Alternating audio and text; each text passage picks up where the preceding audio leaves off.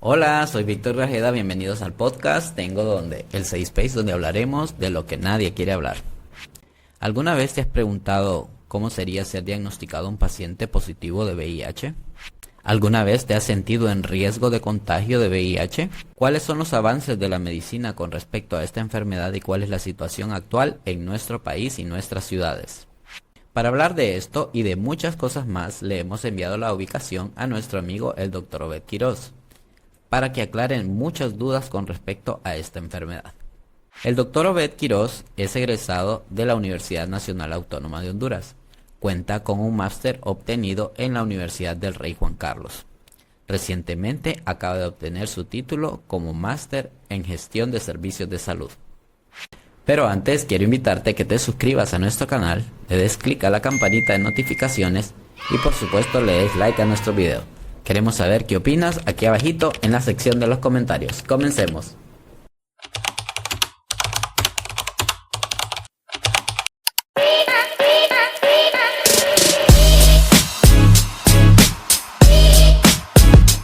Hola doctor, muchas gracias por aceptar la invitación. Tenemos muchas dudas y creo que los que nos están viendo en este momento también tienen muchas dudas con respecto esta enfermedad que a través de los años ha sido una estigmatizada y otra mal informada, porque creo que eso ha sido bastante como importante, el hecho de que no hemos recibido la información debida, que no hemos conocido cómo realmente es que funciona esta enfermedad. ¿Qué tal todo? Bien, bien, gracias, Víctor. Gracias por invitarme. Siempre, bueno, los que me conocen saben que me encanta hablar de VIH.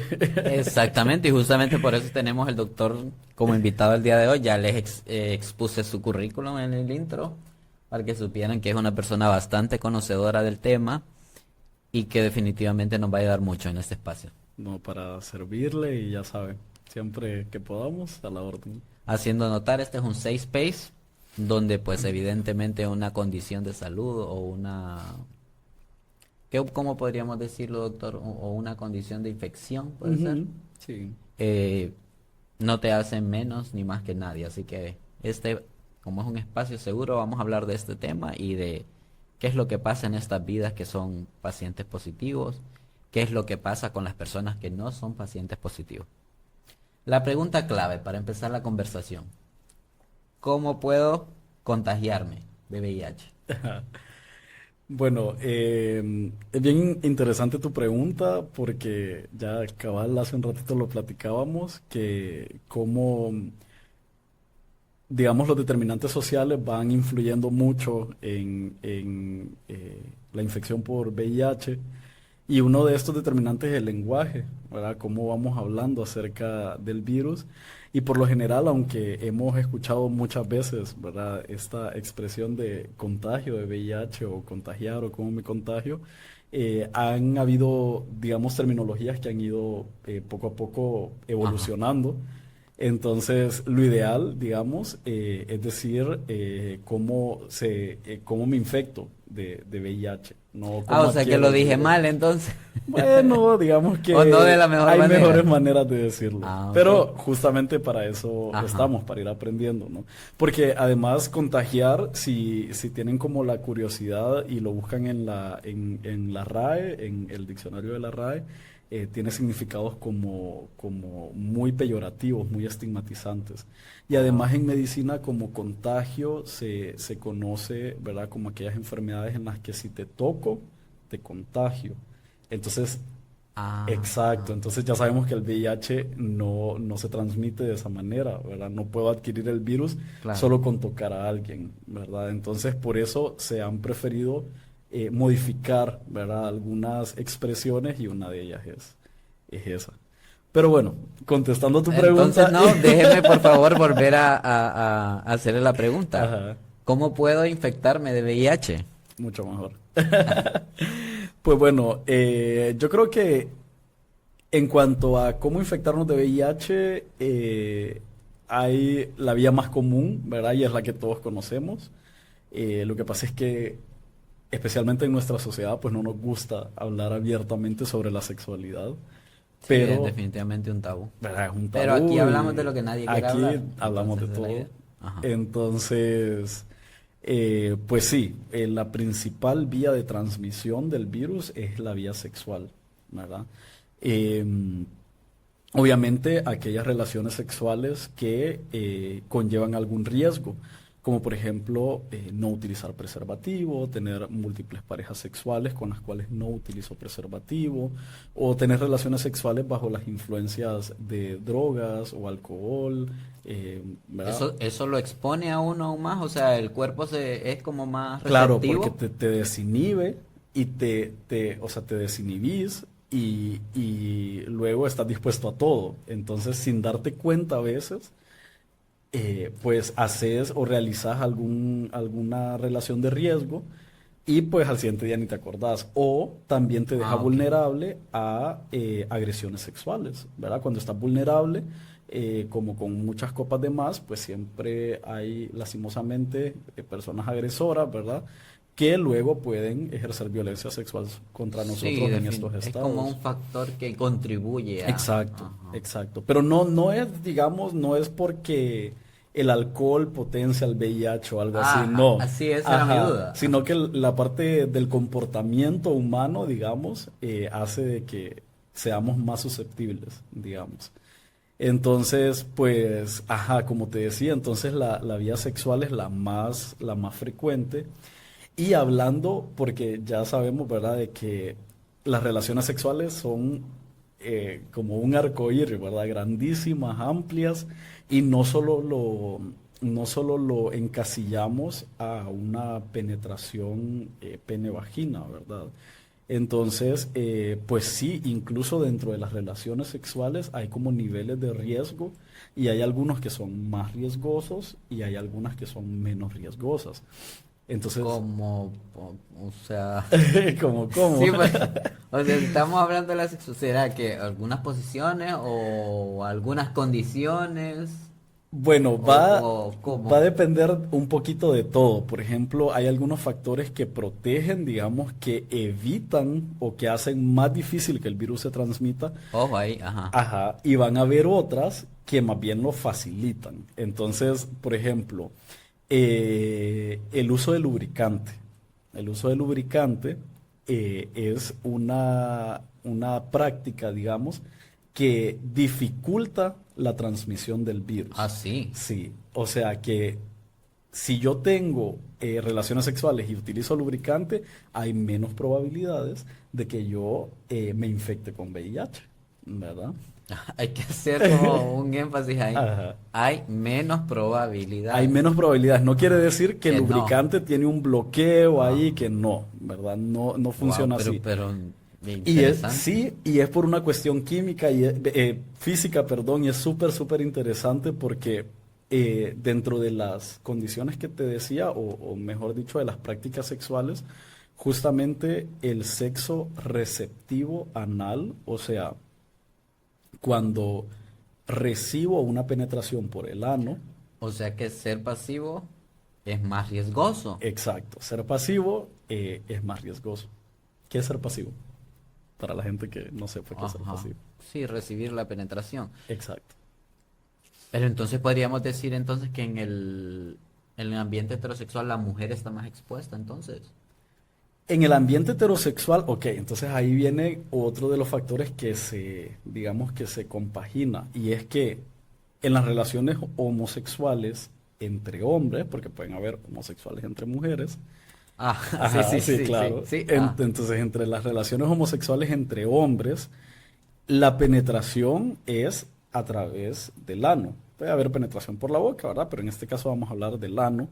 Entonces, en la penetración de un hombre heterosexual con una mujer, puede haber penetración tanto por el ano como por la vagina. ajá, ajá. Entonces, la vagina tiene, digamos, unas secreciones naturales que cumplen esa función del lubricante y que facilitan la penetración. Y por eso hablaba de una cuestión física, porque cuando el pene se inserta en la vagina, hay menos fricción y como por esas secreciones que la vagina Sí, porque, produce, exactamente, exacto, ajá. y esa fricción hace de que haya menos riesgo de microlaceraciones. Entonces esas microlaceraciones al no suceder, entonces hay menos posibilidad de que el virus entre en el cuerpo. Es en el caso de un hombre con una mujer por sexo vaginal. Ahora bien, en sexo anal, ya sea un hombre penetrando a otro hombre o un hombre penetrando a una mujer, porque Ajá. sabemos que hay mujeres que disfrutan y hay hombres que les gusta el sexo anal con su pareja mujer, en este caso el ano no tiene estas secreciones que lubrican naturalmente esta cavidad. Por ende, al ser un lugar más seco, ¿verdad? La penetración puede ser más traumática y puede generar estas microlaceraciones que permiten que el virus entre con mayor facilidad. Entonces, por eso, lo que decías, el pasivo es la persona que más riesgo tiene a la hora de tener relaciones sexuales. Wow. Me criticaron ya porque digo mucho wow, pero creo que es que el espacio ha servido hasta personalmente para mí como para aclarar ciertas dudas, hablar de ciertos temas que generalmente no tocamos con esta especificaciones, con esto, hablando punto tras punto. Sí. Entonces es interesante ver. Entonces el consejo, el primer consejo sería que utilicemos lubricante. Entonces. Sí, porque como te digo, hay esta disminución en la fricción, se facilita la penetración y por ende hay menos traumatismos, ¿verdad? En la mucosa rectal del recto, ¿verdad? Igual, como te decía, hay varias cositas que van sumando y restando. Por ejemplo, si yo utilizo lubricante, pero digamos que ando aquellas ganas salvajes, como que tengo 2 meses de no ver a mi novio y tenemos una noche muy pasional, digamos. O sea, que la Ajá. intensidad es más elevada, ¿verdad? Eh, entonces, como popularmente decimos, que le das duro, ¿verdad? Ajá. Entonces, Ah, ya sé por dónde ajá. va. Ok, ajá. Entonces, entre más duro le das, entonces, aunque uses lubricante, lógicamente hay esa, digamos, esa, Sí, hay una cierta laceración, una claro, claro, porque cierta... lo duro lo vamos a traducir a más violento, ¿verdad? Ujú. Entonces, cuando hay una relación sexual más violenta, eh, ¿verdad? Hay más posibilidades. En cambio, si es una relación sexual más pasional, ¿verdad? Más, Ajá. ¿verdad? Como que más tranquila, digamos, con menos intensidad, entonces las probabilidades son menores de adquirir el virus. Entonces ya ves de que tener o adquirir el virus o infectarse de VIH no es, tuve relaciones con alguien con VIH y ya, Ya. por, Ajá. por, por lógica o por secuencia se transmite. No, hay diferentes factores, ¿verdad? Que a veces hay personas que llegan y me dicen, doctor, pero es que tuve relaciones con esta persona no tomaba su tratamiento, se enteró que es VIH positivo y yo no tengo VIH, ¿cómo es eso posible? Pues yo ya vengo y les explico, ¿verdad? Que cómo ese encuentro sexual, las características de ese encuentro sexual pudieron haber influido en adquirir o infectarse o no del virus. Sí, no haber Ujú. creado como el ambiente perfecto para que se Claro. Por contagiara. eso las agresiones sexuales, porque son Que se violencia, contagiara, sí, para que lo adquiriera. para que si se Ajá, infectara. sí. Sí, entonces las agresiones sexuales por eso tienen mucho riesgo, ¿verdad? Las agresiones Ah, sexuales porque sí. son violentas. Doctor, otra pregunta bastante importante. Ujú. Y creo que es como la pregunta imposible de no hacer. ¿Qué hace el virus del VIH en una persona que adquirió el virus? Ok, Bien dicho así. bien dicho. Sí. Entonces, bueno, el VIH lo que hace una vez que entra a nuestro cuerpo es que va a alojarse, digamos, o va a infectar unas células en nuestro cuerpo. A él como que está enamorado de esas células y le gustan esas células y no tiene más ojos que para esas células, que son parte de los glóbulos blancos, ¿verdad? Estos glóbulos blancos tienen diferentes, digamos, tipos, pero el virus se va específicamente a los leucocitos, que se llaman linfocitos, unos nombres ahí un poquito raros, CD4. Entonces lo que hace el virus es que va a llegar directamente a estas células que se llaman linfocitos TCD4 y los va a infectar. Porque a él cuando los mira es como no puede resistir la tentación y va y los infecta, ¿verdad? Se mete adentro de estas células. Oh. Entonces, ¿qué es lo que hace? Viene, Ajá, eso. entonces, ¿qué pasa después? Porque si solo se metiera, pues no pasa nada, pero el problema es que se mete, se empieza a replicar y luego sale. Entonces, al momento de salir, destruye, sin querer queriendo, esta célula. Entonces, el virus empieza a destruir todos estos CD4. ¿Qué pasa? Como les decía al inicio, los CD4 son parte de los glóbulos blancos. Y los glóbulos blancos son, básicamente, en palabras sencillas, nuestras defensas. Ajá, esa pregunta, había notado esto del tema del CD4 porque Ajá. quería saber qué específicamente es, o sea, es como la representación numérica podría ser de Ujú. nuestras defensas o algo así, o... Exactamente, o sea, los CD4 forman parte de nuestras defensas. A mí me gusta imaginarme como un ejército. Entonces, que en el ejército están los arqueros, están los que tiran las bolas de cañones, están los que van con las espadas en tierra. Entonces, imagínate como en un castillo, estás en una guerra medieval y te destruyo todas las defensas que están en el suelo, tu castillo va a quedar con poquitas defensas. Entonces pasa lo mismo con el virus. El virus viene y empieza a destruir estas defensas que se llaman CD4. Entonces tus defensas empiezan a bajar, a bajar, a bajar, y esto te deja muy expuesto a invasiones, digamos, de otras enfermedades, otras infecciones. O sea, el VIH lo que hace es destruir las defensas, y una vez que las defensas están destruidas, mi cuerpo queda completamente expuesto. Entonces, al quedar expuesto y ya no tener quien me defienda, entonces otras infecciones logran entrar a mi cuerpo. Y son infecciones graves, por supuesto. No es una gripecita o una diarreíta, sino que son infecciones realmente bastante preocupantes, ¿verdad? Como hongos en el cerebro, en la sangre, como la criptococosis, histoplasmosis, toxoplasmosis, que es un parásito que le gusta mucho irse al cerebro. Suenan bien agresivas esas cosas. Suenan y son agresivas, entonces justamente eso es lo que queremos evitar, ¿verdad? Eso es lo que queremos evitar cuando decimos hay que testearnos, porque el virus nos da chance. El virus no provoca enfermedad en 2 meses, en 3 meses, en seis Ajá. meses, sino que provoca enfermedad aproximadamente de 3 años en adelante, ¿verdad? Quiere decir que, digamos, un ejemplo hipotético, yo adquiero hoy el virus, hoy es 8 de julio del 2024. Entonces es posible de que yo en 2025 no tenga síntomas, en 2026 tampoco, pero tal vez de julio del 2027 en adelante yo empiece a presentar alguna sintomatología. Y esto es bien importante porque a veces hay personas que me dicen, doctor, es que yo tuve relaciones ayer, pero no usé condón. Y yo, ¿por qué no usó condón? No, porque es que no, se miraba sano o se miraba sana esta persona.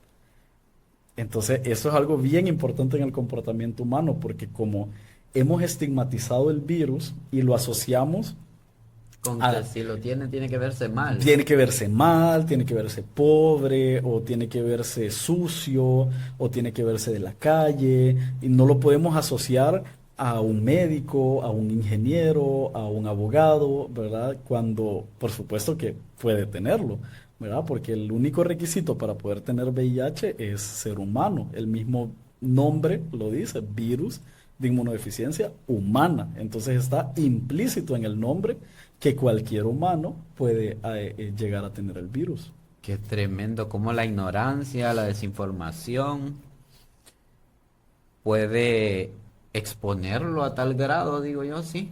Sí, sí, de hecho, Porque sí. que una persona venga y le diga, no, yo lo miraba bien o se veía bien. O sea, ¿qué garantía existe Ujú. de que la persona se vea bien? Cuando las condiciones pueden ser hasta mucho mejor, creo yo, de una persona que no esté Exactamente, infectada. exactamente. Como es por el mismo estigma que tenemos con el virus, ¿verdad? Porque lo asociamos a cosas negativas. Por ende, si alguien tiene atributos positivos, en nuestra cabeza, según lo que nos ha enseñado la sociedad, no cabe que esa persona tenga ¿Sabe VIH. qué otro comentario he escuchado yo también que me gustaría mencionarlo? Ah, no, me han dicho, es que yo no me meto con cualquiera. Sí, también porque tenemos O esta, sea, ¿cuál es la garantía de que cualquiera exacto, o no tenemos esta cualquiera no idea tenga una de la infección? sexualidad muy cuadrada y muy normada, ¿verdad? Cuando en la práctica ejercemos todo lo contrario, porque a veces estos comentarios los escuchamos de personas que también tienen prácticas sexuales liberadoras, que disfrutan sus prácticas sexuales de la manera que les place, pero no les gusta, digamos, admitirlo en público. Es decir, me Sí. gusta bailar pegado, Cuando pero me no. dice liberadoras, ¿a qué se refiere? Bueno, pues que tienen esos deseos y sí los hacen, pero no les gusta admitir que lo hacen, Oh, ¿verdad? como el hecho de tener relaciones sexuales sin preservativo, por ejemplo. Exacto, por ejemplo, que tengo pareja, pero me gusta tener relaciones con otras personas, o que me gusta hacer orgías, o que me gusta hacer cruising, o que me gusta usar Grindr, ¿verdad? Grindr, ya que lo tocamos, es una aplicación súper estigmatizada, demonizada, que se cree que nadie la debería de usar. Pero todo el mundo ha tenido Grindr en algún momento de su vida, o por lo menos una gran mayoría de los hombres homosexuales. Y también escucho mucho eso, es que yo no uso Grindr o no he usado Grindr porque soy muy bien portado, porque no sé qué. Sí, bueno, o sea, literalmente no necesitas tener o no tener Grindr para infectarte de Eh, cualquier enfermedad de transmisión sexual. Exactamente. Entonces, yo creo que lo más importante es como percibir nuestro riesgo, ¿verdad? Como percibir nuestro riesgo y saber de que use Grindr o no, hagas cruising o no, hagas orgías o no, existe un riesgo de adquirir el virus, ¿verdad? Existe un riesgo, siempre. Qué interesante, la verdad que es que hay que ponerle mucha atención a ese tema de las conductas o de lo que percibimos o de lo que creemos que es, porque definitivamente eso no puede llevar a una condición de salud no tan favorable, pues. Exacto. Me llamó la atención cuando me dijo el tiempo me dijo 2, 3 años. O sea, ¿cuál es el tiempo que la medicina como tal o usted como médico nos puede recomendar? Que yo dije, hoy tuve una relación sexual, me sentí en riesgo, ¿cuánto tiempo tengo para hacerme un chequeo para que el virus aparezca uno, para que esté a tiempo yo como persona que siento que estoy infectado, que estoy en el tiempo para poder entrar en mi tratamiento? ¿Cuál es ese tiempo que ustedes como médicos recomiendan? ¿O Bueno, cuál es el mejor tiempo? sí, primero yo creo que es muy importante que las personas autoperciban su riesgo, ¿verdad? Es decir, si yo soy una persona que estoy en una relación, digamos, que no es una relación abierta, que es monogámica, entre comillas, y digo entre comillas porque puede pasar de todo, ¿verdad? Ya sea quizás no de mi parte, pero mi pareja quizás sí puede tener relaciones fuera de la O relación una simple infidelidad, o pues. una infidelidad o cosas así. Entonces yo recomiendo que mínimo estas personas que perciben su riesgo muy bajo, mínimo hagan una prueba al año, mínimo, mínimo. O sea, no O que. sea que un año realmente Ujú. vendría siendo como un buen tiempo, como para decir Bueno, como si por programado ejemplo, el hecho de que voy a cada año a hacerme mi prueba. sí, mi riesgo es bajo, pero si mi riesgo ya es un Mm. poquito más alto, entonces yo igual recomiendo que aumentemos la frecuencia de hacer las pruebas. Si yo considero que mi riesgo es alto, ¿verdad? Porque me gusta tener relaciones sin preservativo, porque hay personas que así lo prefieren, ¿no? Sí, sí. O porque me gusta todo lo que hablábamos, ¿verdad? Entonces, lo ideal es hacerla cada 3 meses, porque como mi exposición posiblemente es mayor, entonces me voy a estar testeando cada 3 meses, ¿verdad? Eso es como lo que recomendamos cuando las prácticas son un poco más riesgosas. Ahora bien,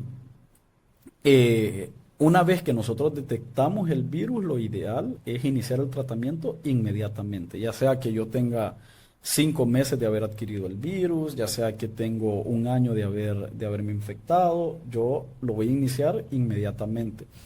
Pero entonces viene esa pregunta importante y me alegra que lo hayas tocado porque a veces las personas se pueden llegar a confundir o pueden tener una falsa percepción sobre el estado serológico que tienen. Y es en qué momento me hago la prueba después de una exposición. O sea, cuando vengo yo y digo, es tiempo de hacerme la prueba y voy a tener un resultado confiable después de haberme Ajá, expuesto. exactamente, sí. Exacto. Porque, por ejemplo, digamos hipotéticamente que hoy tengo relaciones sexuales y no usé preservativo y tuve relaciones con 4 personas al mismo tiempo. Y ninguna con preservativo. Entonces, solo con el panorama planteado tengo un riesgo alto, ¿verdad? Tengo un riesgo alto de alguna ITS. Entonces, si yo me hago la prueba el día de mañana, o si me la hago dentro de una semana, o me la hago dentro de un mes, la prueba va a salir negativa, aunque yo ya tenga el virus. La prueba va a salir negativa. Entonces, ahí no puedo yo bajar la guardia y decir, bueno, ya me hice una prueba, salió negativa, Negativa. entonces aquí me la hago dentro de un año Y otra que vez. últimamente con el tema de la facilidad, ya una prueba rápida podría salirte de la duda. Exacto, hay hasta pruebas, autopruebas, ¿verdad? Hay Ujú. organizaciones que dan pruebas para que te la lleves a tu casa, te hagas el pinchacito ahí, o vas a un laboratorio y te la hacen, ¿verdad? Eso es súper rápido el diagnóstico. Entonces, eso es bien importante porque estas pruebas detectan el virus después de 3 meses de haberme expuesto. ¿Qué avances hay en el tema del tratamiento? Bueno, en cuanto al tema del tratamiento, Víctor, muchísimos avances realmente. Cuando la epidemia del virus empezó, bueno, para empezar, no habían antirretrovirales, ¿verdad? La fabricación, la producción de un antirretroviral tardó demasiado. Solo para ponerte un ejemplo, en Honduras el primer caso se dio a mediados de los años 80 y los primeros antirretrovirales vinieron en 2001.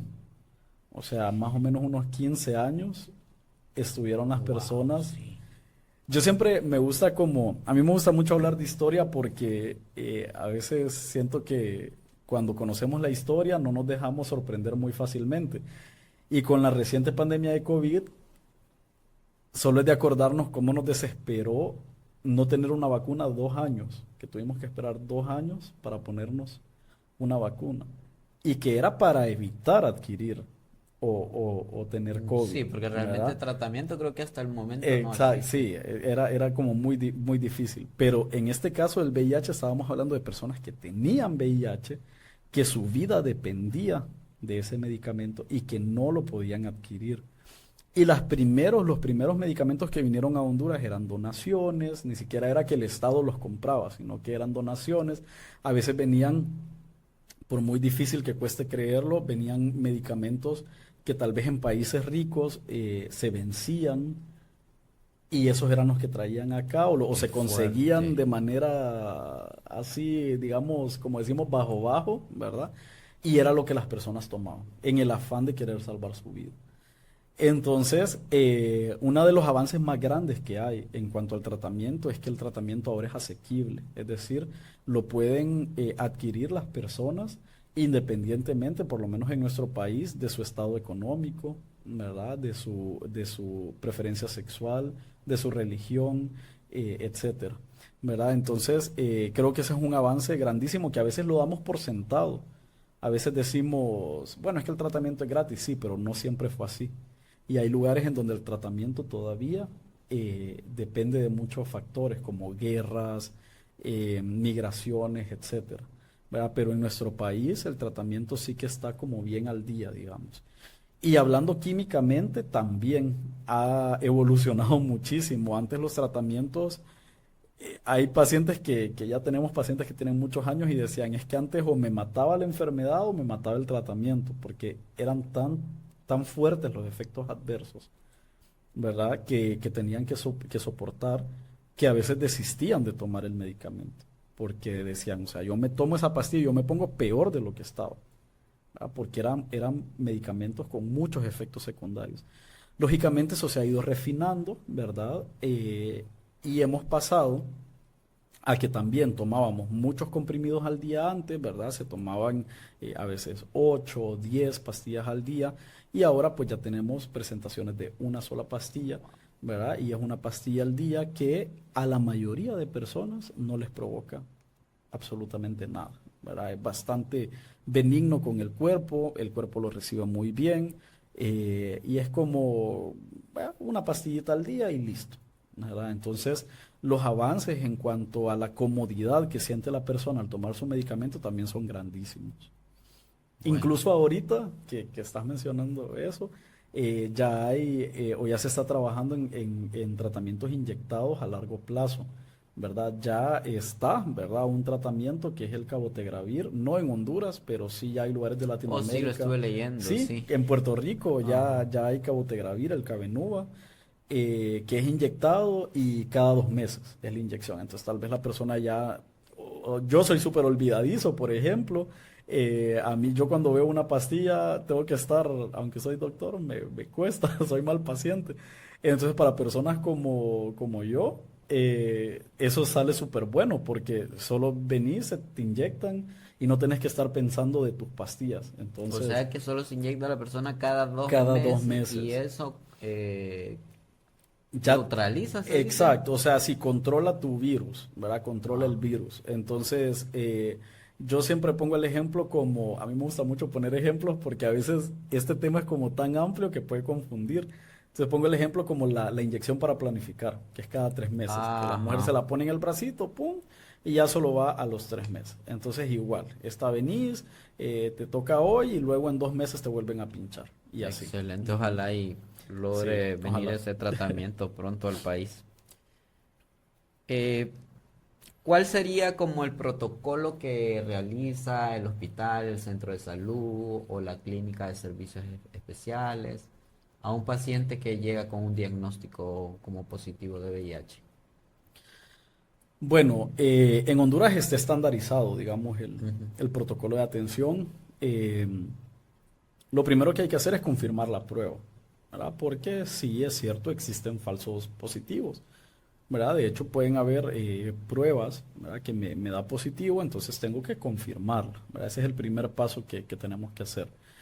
Eh, una vez que está confirmado, pues vinculamos a la persona a los servicios de salud, ¿verdad? En este caso, los servicios de atención integral, que los conocemos como SAI, ¿verdad? Siempre decimos el SAI de Choloma, el SAI de La Lima, ¿verdad? El SAI del Catarino, porque SAI quiere decir Servicio de Atención Integral.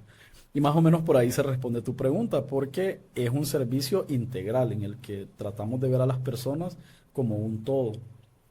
Entonces, en ese momento, ¿verdad? Se brinda atención por parte de enfermería, ¿verdad? De psicología, Ah, sí, promotoras sociales, ¿verdad? El médico, si tiene como alguna complicación más, pues lo referimos con infectología, o si tiene algún otro problema que tal vez no esté relacionado directamente con el VIH, pero que sabemos de que como es una persona, ¿verdad? Un todo, entonces también, ¿verdad? Por ejemplo, si tenemos un poquito de obesidad, pues a nutrición, si padecemos de la presión, pues con el internista, etcétera. O sea, tratamos de que esa persona se sienta primero bien atendida, ¿verdad? Y otra que podamos responder a las necesidades de salud que tienen.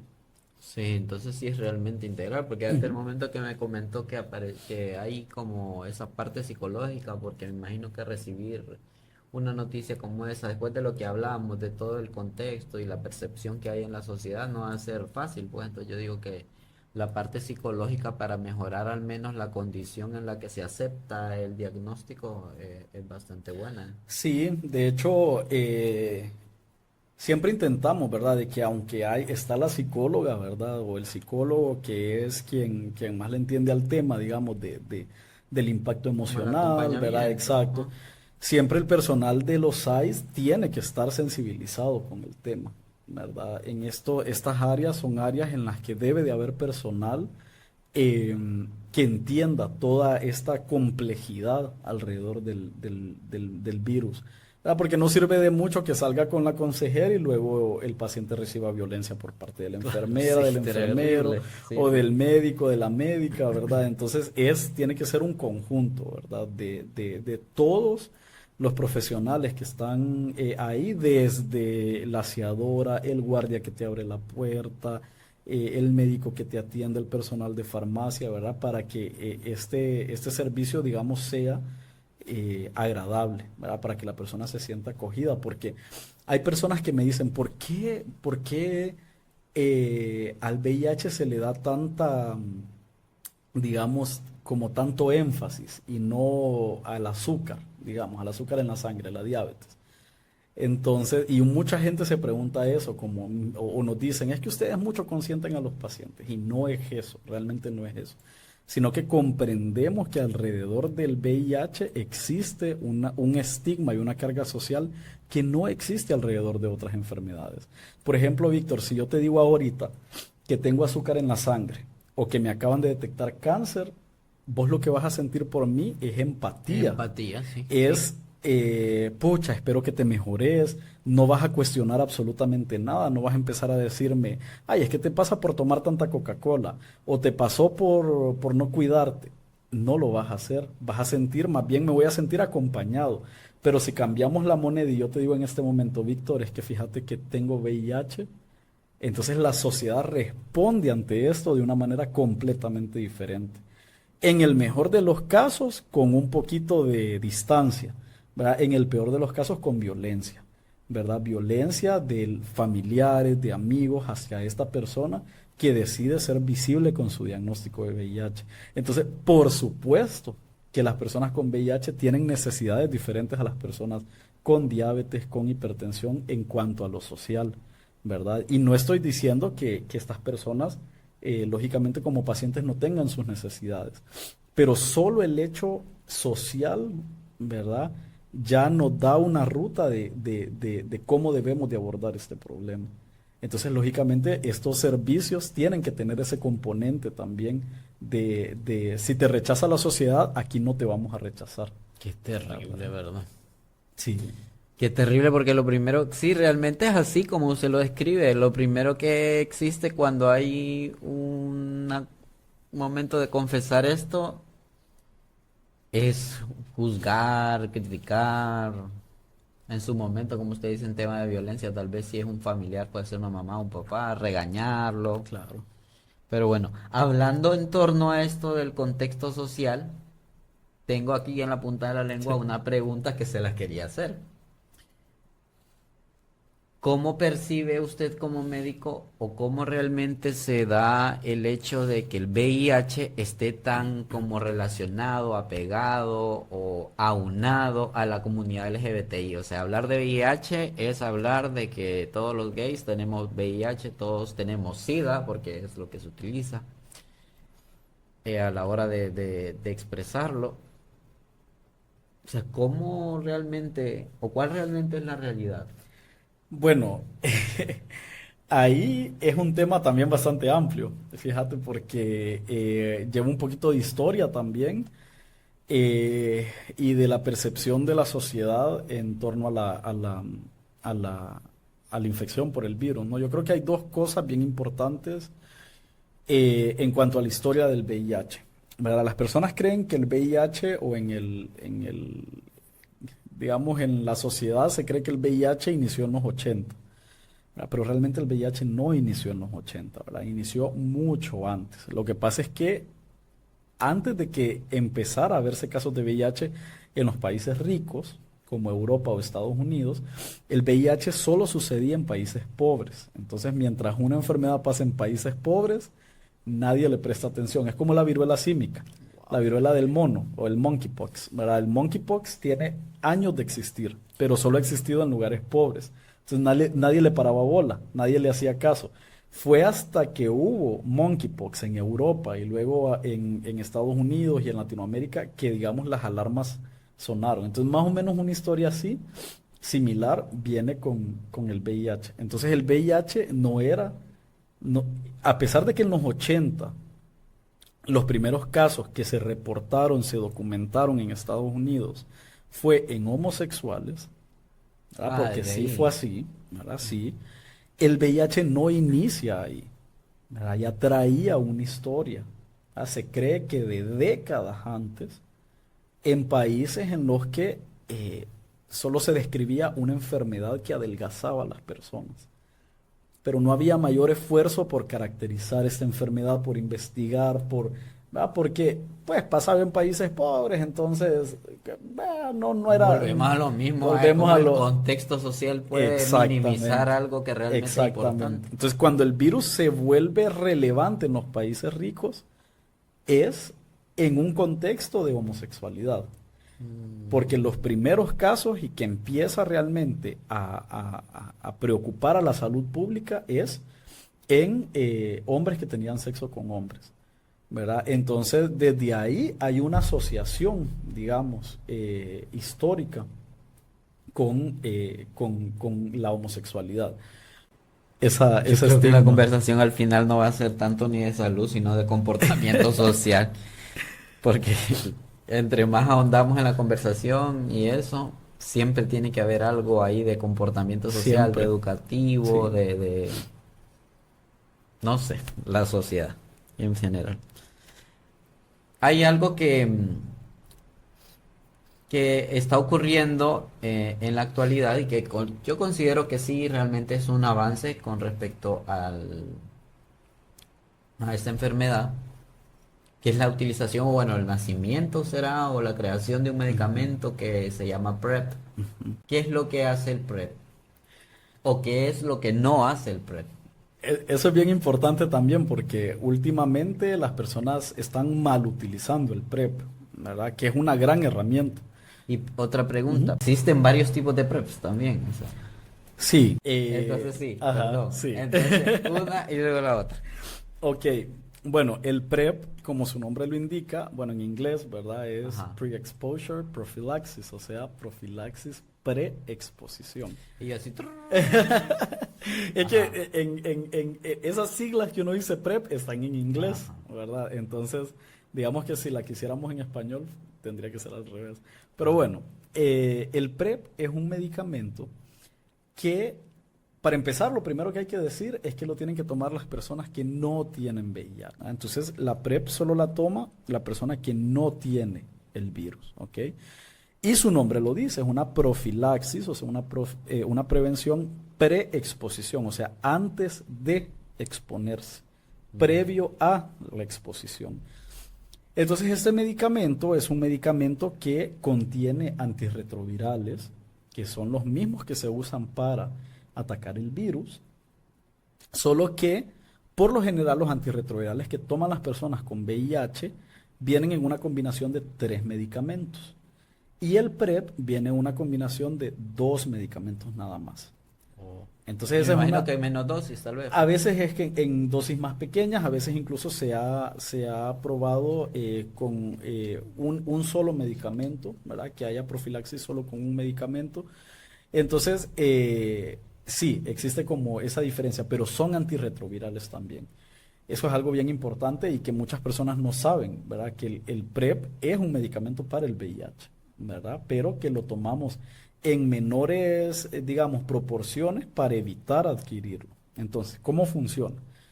Yo tomo el medicamento y lo que el medicamento hace es que impregna mis tejidos, ¿verdad? Y como hablábamos al inicio, esa relación sexual en la que hubo traumatismos en la mucosa rectal y que el virus logra entrar por ahí, pues viene el PrEP y como mi mucosa rectal ya está impregnada con este medicamento, bloquea la entrada del virus.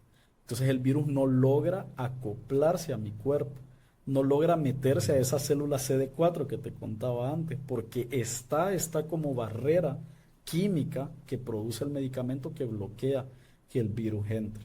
Entonces eso es bien importante y bien interesante porque ahora que está disponible el PrEP en Honduras, muchas personas creen que el hecho de tomar PrEP es sinónimo de no tener o no utilizar preservativo. Y algo bien Ajá, importante sí, que sí, hay, sí. sí, ¿verdad? Que la gente dice, ah, bueno, no, estoy en PrEP, entonces no usemos condón. Entonces algo bien importante que hay que aclarar es que el PrEP solamente funciona frente al VIH, pero hay más infecciones de transmisión sexual, sífilis, gonorrea, clamidia, herpes, virus de hepatitis B y C, Haemophilus Y que ducreyi. podrían ser más agresivas, más... Por ejemplo, el VPH, el virus del papiloma humano, puede provocar cáncer colorectal o cáncer de pene. El virus de hepatitis B y C pueden provocar carcinoma en el hígado, o sea, cáncer en el hígado. La sífilis, si no la manejamos, puede ir al cerebro y provocar neurosífilis. Entonces, no es tan así como que, ah, ya solo me pongo una inyección Sí, o me tomo mis pasitas y ya, sino que realmente hay que cuidarnos, ¿verdad? Nuestra sexualidad tenemos que ejercerla de la manera que mejor nos parezca, porque no vamos a, este es un safe space, no vamos a juzgar a nadie por sus prácticas sexuales, pero siempre teniendo en cuenta nuestras medidas de autoprotección, sí, la ¿verdad? responsabilidad. Exacto, preservarme como individuo, preservar mi cuerpo, mi salud mental, ¿verdad? Y saber de que estoy expuesto, o sea, percibir ese riesgo, de que me expongo, pero que también tengo las herramientas para protegerme, como la PrEP y el preservativo que si se combinan es lo mejor. Claro. Ujú. Hay diferentes tipos de PrEP porque yo he estado en diferentes campañas donde están promoviendo el PrEP y en unas he conocido como un formato de tomarlo sería o un orden de tomarlo que unas se toman luego de estar expuesto de la relación sexual y que se toma una o dos. Y usted ahorita me está hablando de una que se toma, será una pastilla antes de, o cuál es la manera correcta de tomarlo, o cómo aconsejaría usted que nos adhiriéramos a este tratamiento preventivo de la manera correcta. Ok, sí, aquí hay un tema como que nos puede llegar a confundir un poquito, pero hay varias maneras de profilaxis, o sea, de prevención. Pero es el mismo medicamento. No es el mismo, no siempre. Ok. Y dentro de cada manera de profilaxis hay diferentes maneras de tomarlo también. Entonces, está la PrEP, que es la profilaxis pre-exposición, o sea, antes de tener sexo, antes de exponerme. Y está la PEP, sin R, la PEP. La PEP es la profilaxis post-exposición, o sea, después de haberme expuesto, después de que tuve esta relación sexual de riesgo. Entonces la profilaxis post-exposición efectivamente es aquella en la que tomamos el tratamiento después de haberme expuesto. Por ejemplo, ¿qué situaciones ameritan, digamos, una profilaxis post-exposición? Las agresiones sexuales, ¿verdad? Que hoy me agreden sexualmente, entonces estoy expuesto a tener o adquirir el virus, ¿verdad? Infectarme de VIH. Entonces, o en otros países, ¿verdad? El hecho de haber tenido una práctica sexual de riesgo. En otros países también estas prácticas sexuales, si la persona considera de que tiene un riesgo, en algunos países se da la profilaxis postexposición. En nuestro país, la profilaxis postexposición solamente se da a las personas que sufren una agresión sexual, ¿verdad? A los y las sobrevivientes de agresión sexual y a las personas que tienen algún accidente laboral con jeringuillas, como médicos, enfermeras, laboratoristas, ¿verdad? Que se pinchan con alguna jeringa, entonces se les da esta profilaxis después de ese evento, ¿verdad? Después de que me pinché, después de que me agredieron sexualmente, etcétera, ¿verdad? Entonces esa hay que diferenciarla, digamos, de la PrEP. Esa es la PEP y esa tenemos en las primeras 72 horas, y esto es bien importante porque no sabemos el día de mañana cuando podemos llegar a sufrir una agresión sexual o un conocido o una conocida pueda sufrir una agresión sexual. Entonces es importante que sepamos que existen estas opciones en las primeras 72 horas. Entre más antes, mejor, ¿verdad? Entonces, ese tratamiento se da durante 28 días y así evitamos que si algún virus quisiese estar entrando posterior al evento, este medicamento lo bloquea.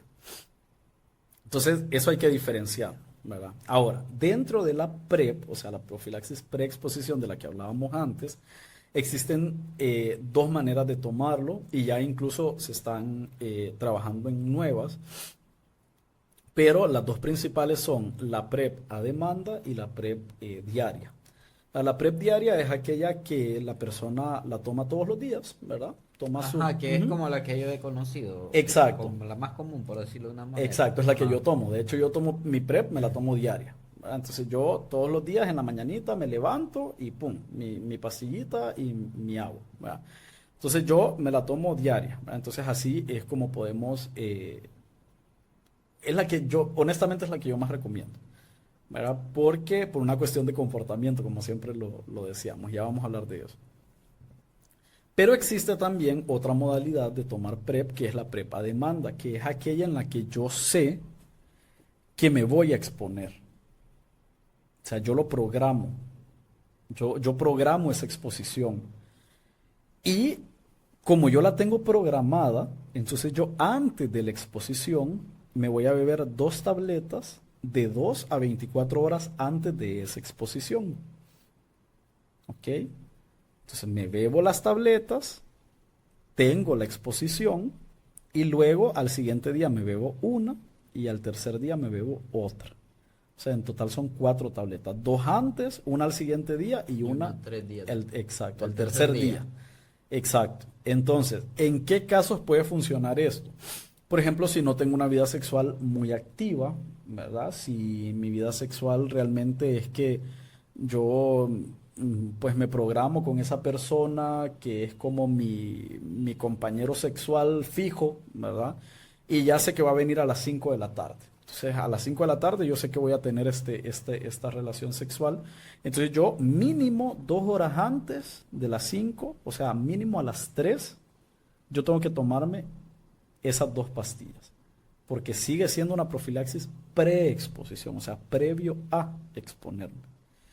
Entonces, o por ejemplo, si son personas que dicen, bueno, yo tengo mi relación monógama, pero hoy vamos a ir con mi novio a un sauna, un decir, o vamos a ir a un cuarto oscuro, ¿verdad? Que esas son prácticas que tal vez en nuestro país no son tan populares, pero sí en otros países, ¿verdad? Entonces, como probablemente va a haber una exposición, entonces tomamos PrEP, Pero ¿verdad? mi pregunta es, ok, ya vamos con 2 maneras de tomarlo, Ajá. pero es el mismo PrEP, solo que Es es el mismo, diferentes es dinámicas de tomarlo. exacto, es tenofovir, emtricitabina, ¿verdad? Son 2 componentes, sí. Pero, sin embargo, bueno, eso es lo que te decía, ¿verdad? Lo que pasa es que yo creo que, o sea, y hablando como muy honestamente y como ser humano y a pesar de que soy médico, también como miembro de la comunidad, es como bien difícil que te cuadre todo siempre. O sea, a veces te sale un tirito y es como lo querés aprovechar. Entonces Entonces, es ahí donde usted entonces, nos acaba de decir que recomienda exacto. mejor el hecho de El tomarse diario. una al día. Exacto, porque imagínate que tenés un crush y ese día cabal te paró bola. Entonces vas y Y tenés fue relaciones. momentáneo, no me dio Y chance fue de solo, las 2 horas ajá, antes y y no. fue y que nos vimos y nos gustamos y nunca me había parado bola hasta hoy y no puedo dejar ir esta oportunidad. Ajá, imagínate, ¿cómo haces ahí? Entonces, yo recomiendo mucho la prep diaria, ¿verdad? Porque eso de programarse, hay personas a las que les funciona maravilloso, perfecto, pero también tiene ese riesgo, ¿no? De que si no me la tomo 2 horas antes, pues no va a ser tan efectivo, no va a ser tan efectivo. Y solo para, yo sí hablo, Es importante, doctor. Sabemos que el tema no es un tema, no es chiquito, no es pequeño y sí.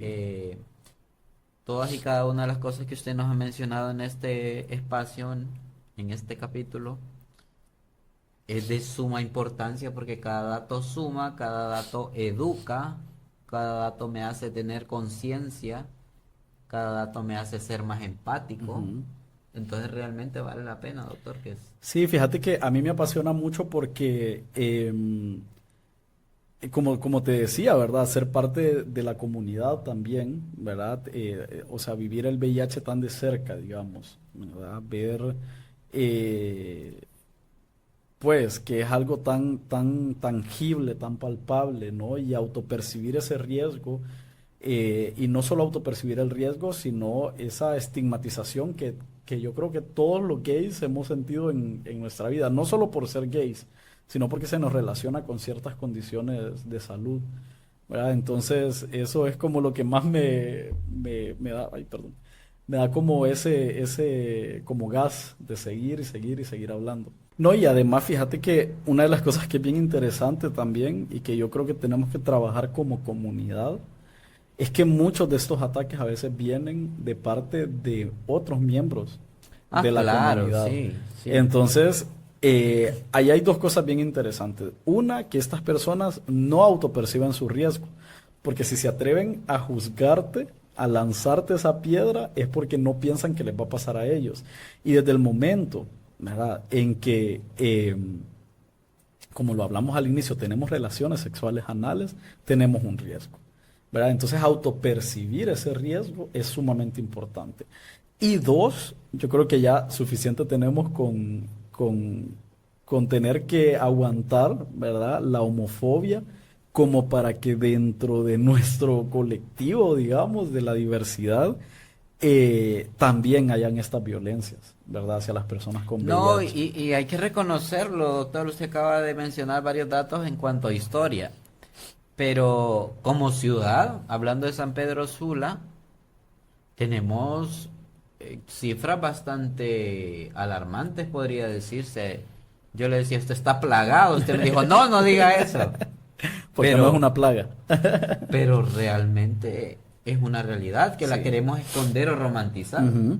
Sí, yo siempre, siempre que hablo de esto y que hablo ante un público sanpedrano, ¿verdad? Siempre me gusta hacer mucho énfasis en el hecho de que casi todos o todos los sanpedranos conocemos a alguien con VIH, aunque no lo sepamos, pero es casi seguro, ¿verdad? Porque San Pedro Sula es la ciudad con más VIH en Honduras. El departamento de Cortés casi que dobla las cifras del departamento de Francisco Morazán. El Valle de Sula, históricamente en Honduras, ha sido como, digamos, ¿cómo te podría decir? El estandarte, digamos, incluso no solo del VIH, sino de la respuesta al VIH, ¿verdad? Aquí nacen muchas organizaciones en respuesta a, porque la mayoría de la población afectada por el virus era del Valle de Sula. Y actualmente lo seguimos viendo, ¿verdad? En nuestras ciudades y en el departamento de Cortés, donde hay más casos de VIH, ¿verdad? Entonces, siempre cuando, si somos de estos lados, siempre cuando vayamos a lanzar un comentario de VIH o acerca del VIH, tenemos que también ubicarnos en el contexto geográfico en el que vivimos, ¿verdad? Y pensar, ¿será posible que mi hermano tenga VIH, que mi hermana tenga VIH, que mi mamá, mi papá, ¿verdad? Entonces, ubicarnos en el espacio en donde estamos y saber de que posiblemente conocemos a alguien con VIH, que no exterioriza su diagnóstico por el mismo temor, pero que es casi seguro que conocemos a personas, seguro. No, y que no lo exterioriza tampoco de manera física, porque es lo que hablábamos. Ah, él se miraba bien. O sea, realmente la enfermedad ha llegado a tal grado de poder ser tratada que las personas inclusive se podrían ver mejor que cualquier otra persona que no Exacto. tiene... Ya una persona con tratamiento, ¿verdad? Se bebe su pastillita y tiene una calidad de vida completamente normal. Muchas personas me dicen, doctor, dígame cuánto tiempo me queda. Y yo, mire, le digo yo, eso sí que no le puedo decir porque si al salir de acá Qué le cae un difícil. rayo, ya no es mi No, pero culpa, le digo doctor, yo.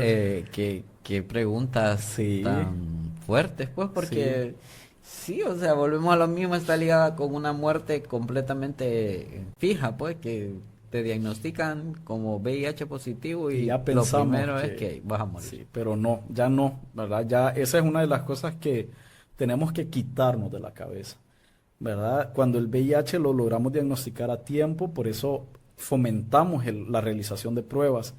Cuando lo diagnosticamos a tiempo, iniciamos el tratamiento a tiempo, las personas tienen una vida completamente normal, productiva, sana, como el resto de personas, ¿verdad? Van a llegar a viejitos, sí van a llegar a viejitos, no van a desarrollar enfermedad avanzada, que es algo bien importante, ¿verdad? Que es lo que antes conocíamos como SIDA, todavía se le conoce como SIDA, síndrome de inmunodeficiencia adquirida, pero por estas cuestiones de lenguaje que hemos estado hablando, de que no decimos plaga, no decimos contagio, pues también la expresión SIDA o la palabra SIDA cada vez se ha ido utilizando menos, por justamente el hecho de no estigmatizar, porque fue una frase o una expresión muy utilizada para estigmatizar y para marcar a las personas. ¿Cómo se les decía? Se les decía es que tal persona es sidoso o es sidosa.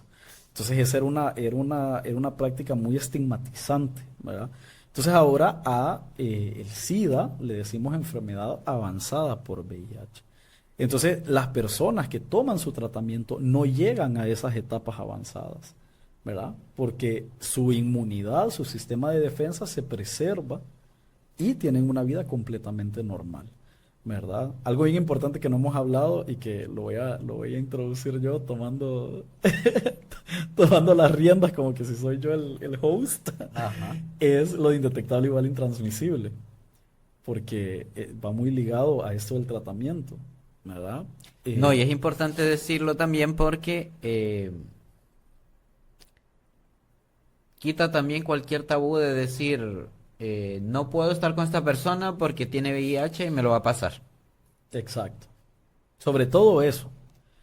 Sobre todo eso, porque a veces pensamos que las personas con VIH no tienen derecho a disfrutar de su sexualidad, y por supuesto que la tienen. Y algo muy importante es eso que te comentaba, indetectable igual intransmisible. Cuando las personas toman su tratamiento, en unos meses de estar en tratamiento, ¿verdad? No son muchos, ¿verdad? Por lo general 3, 4, 5 meses, va a depender de cada persona, pero en unos cuantos meses tomando su tratamiento lógicamente bien, a la hora, como el médico lo indica, llevando un estilo de vida saludable, ¿verdad? La carga viral, o sea, la cantidad de virus, la logramos disminuir en el cuerpo. No la erradicamos del todo, ¿verdad? Siempre queda como guardadito, digamos. El virus queda como haciendo nada, solo lo andamos ahí por andarlo paseando. Pero se queda como guardadito, entonces el virus ya no lo podemos detectar en sangre, las copias virales. Y cuando no las logramos detectar en sangre, decimos que esta persona está indetectable, Ajá. ¿verdad? Entonces, cuando esto pasa, hay dos cosas importantes. Una, que yo ya estoy bien, ya el virus ya no está destruyendo mi cuerpo. Y número dos, es que el virus ya no se va a transmitir, incluso si tengo relaciones sexuales sin preservativo.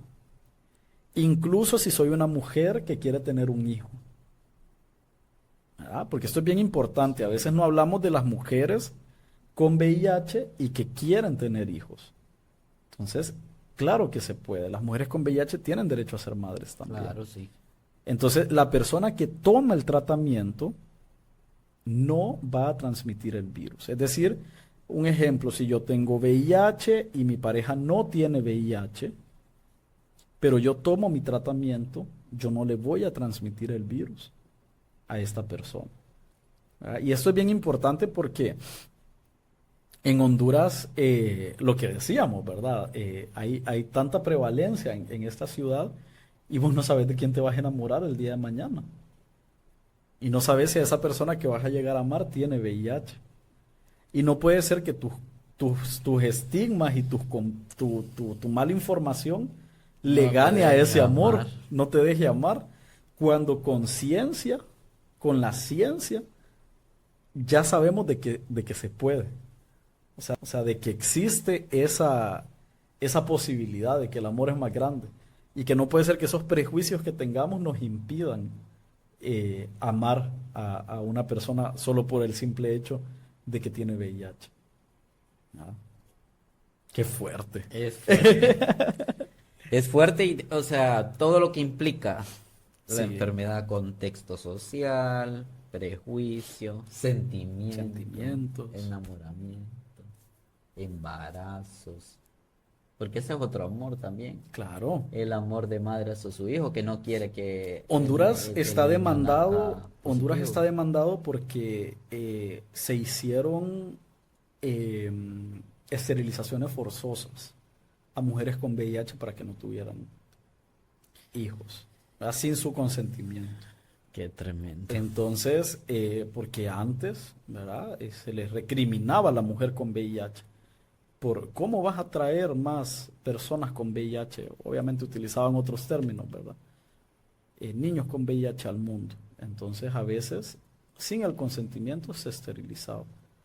Y estoy seguro que no solo en Honduras pasó eso, ¿verdad? Seguro pasó Claro. en otros lugares.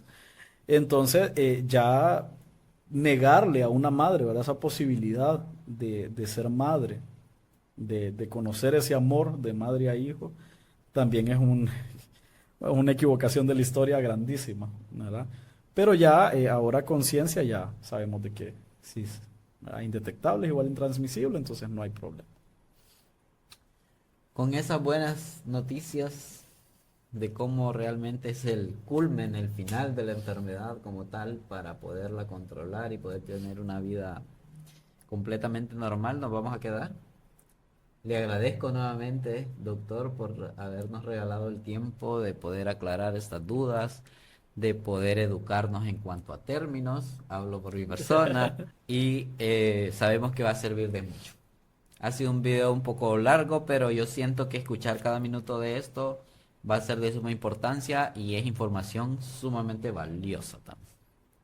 Entonces nos quedamos aquí, doctor. Súper, gracias. Le invito a que esté pendiente del próximo invitado también para que pueda compartir y escuchar la siguiente historia. Y yo pues obviamente les mando la ubicación para que se pongan en contacto con nosotros y busquen todos los perfiles en nuestras redes sociales y estén pendientes de los siguientes capítulos. Y por supuesto invitarles a que se suscriban a nuestro canal, le des clic a la campanita de notificaciones y le des like al video. Seguramente les gustó este video del doctor, estuvo pero buenísimo. Y conocer su opinión, sus dudas pueden estar aquí abajo también para que el doctor esté pendiente y pueda compartirles la información correcta en su debido tiempo. Así que hasta la próxima, un placer. Yo les mando la ubicación para que nos veamos de nuevo.